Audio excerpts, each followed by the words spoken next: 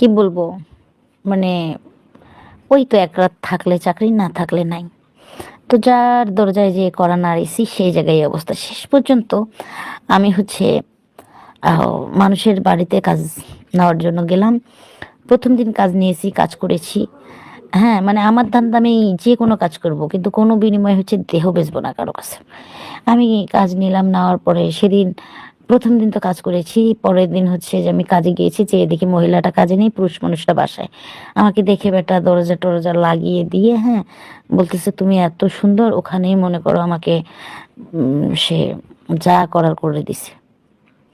হ্যাঁ, আমার গায়ের জামা কাপড়গুলো সব টাইনা টুইনা খুইলা, আমার সুন্দর সুন্দর, মনে করো এত সুন্দর পেয়ারাগুলো, মানে কিচ্ছু রাখে নাই, খাইয়া টাইয়া শেষ করে দিচ্ছে। তারপরে যেহেতু আমি আমার হাজব্যান্ডের সঙ্গে মিলিত হইনি, আমি পুরো পরিপূর্ণভাবে কুমারী ছিলাম।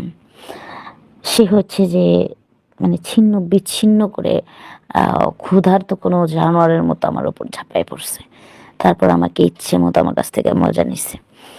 হ্যাঁ, অন্যদিকে আমি ব্যথায় কাতরাইছি। তো এই ঘটনা ঘটার পরে আমি কাজটা দ্বিতীয় দিন গেল, যাওয়ার পর তো আমি তখনই চলে আসি। হ্যাঁ, আসার পর কাকে বলবো, মাথার উপরে কোনো ছাতা নাই, কিছু নাই, ঘোড়ার ডিম নাই নাই নাই। তো দুদিন আর কাজে যাইনি, পরের দিন আবার গেছি, ইজ্জতই তো হারিয়ে ফেলছি।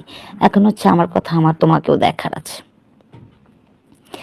তো যে সাহেবটা আমার সাথে এই ধরনের ব্যবহারটা করেছিলেন, তার বয়স কিন্তু খুব বেশি ছিল না।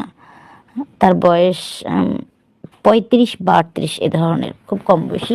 তার স্ত্রীও খুব কম বয়সী ছিল। মহিলাটা খুব ভালো মানুষ ছিল। যাই হোক, আমি আর বিষয়টা কাউকে কিছু বলি না, কারণ ওই লোকটা আমার হাতে পায়ে ধরেছে, বলতেছে সরি, আমি আসলে তুমি এতটাই সুন্দর, আমি তোমাকে কালকেই দেখে ফেলেছিলাম।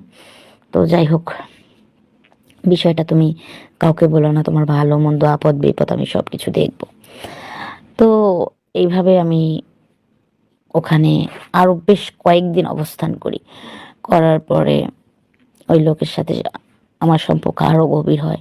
পরে হচ্ছে যে আমি নিজের ইচ্ছায় ওনার সাথে মিলিত হইতাম। হওয়ার পরে উনি আমাকে অনেক মজা দিত, আমিও ওনাকে অনেক অনেক দৈহিক যে মজাটা আছে সেটাও দিতাম। তারপরে এভাবে কয়েকদিন থাকি। তারপর হচ্ছে ওনার সাথে আমার পার্সোনালি একটা রেস্টুরেন্টে বসে খুব কথাবার্তা হয়। হওয়ার পরে উনি সব কিছু জানার পরে উনি আমাকে সব কাজ কাম বাদ দিয়ে আলাদা একটা বাসায় রাখেন। হ্যাঁ, বাসায় রাখার পর আমার যাবতীয় ফার্নিচার যা কিছু আছে সব কিছু ওকে করছে। করার পর হচ্ছে আমি আমার স্বামীকে ডিভোর্স দিয়ে দিই। দেওয়ার পর আমার এখন এনার সাথে বিয়ে হয়েছে। আমি এখন এনার সাথে আছি, আর খুবই ভালো আছি। গল্পটা তোমাদের সঙ্গে এই কারণে শেয়ার করলাম, জানো তো, আমার জীবনটা না কিন্তু তছনছ হয়ে যেত যদি এই লোকটা আমার সাথে সৎ ন্যায় না করতো।